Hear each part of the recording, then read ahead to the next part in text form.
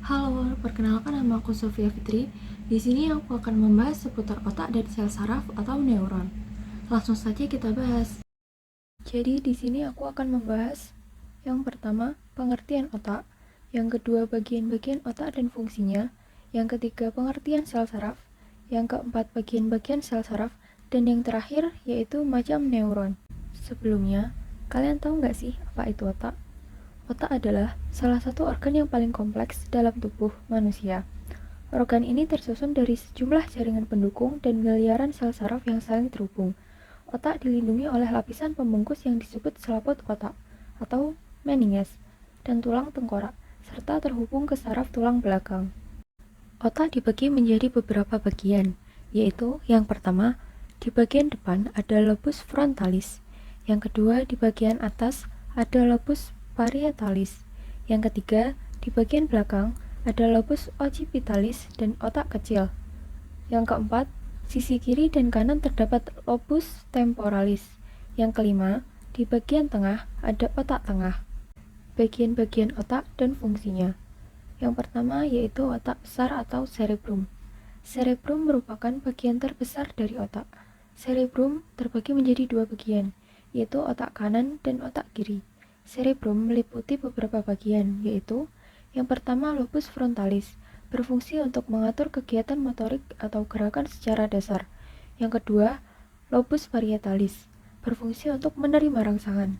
Yang ketiga, lobus temporalis, sebagai pusat pendengaran dan fungsi bahasa. Yang keempat, lobus occipitalis sebagai pusat penglihatan atau visual. Nah, ini adalah bagian otak besar. Yang kedua yaitu otak tengah. Otak tengah merupakan pusat keseimbangan otak depan dan otak belakang. Otak tengah terdiri dari bagian yang disebut lobus opticus atau colliculi superior dan colliculi inferior. Colliculi superior berfungsi sebagai pusat refleks pupil mata, pusat pengatur gerak kelopak mata, dan refleks akomodasi pendengaran.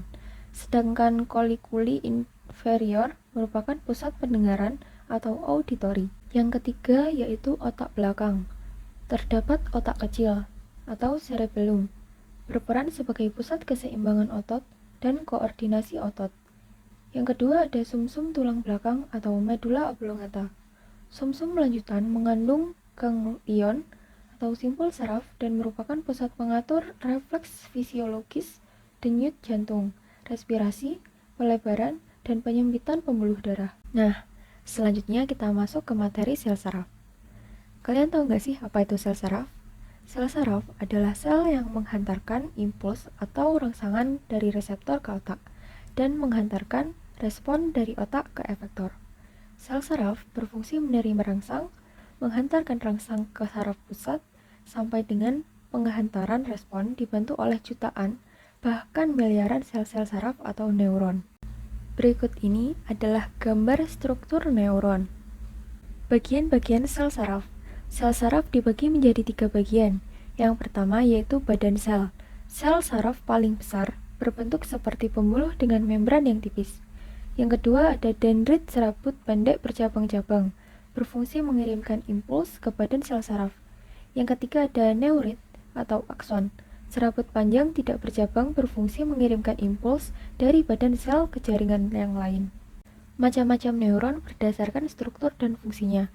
Yang pertama neuron motoris, meneruskan rangsang dari saraf pusat ke efektor. Yang kedua neuron sensoris, menghantarkan rangsang dari reseptor ke saraf pusat. Yang ketiga, neuron intermediate, menerima rangsang dari neuron yang lain. Sekian dari yang saya sampaikan. Terima kasih sudah menonton.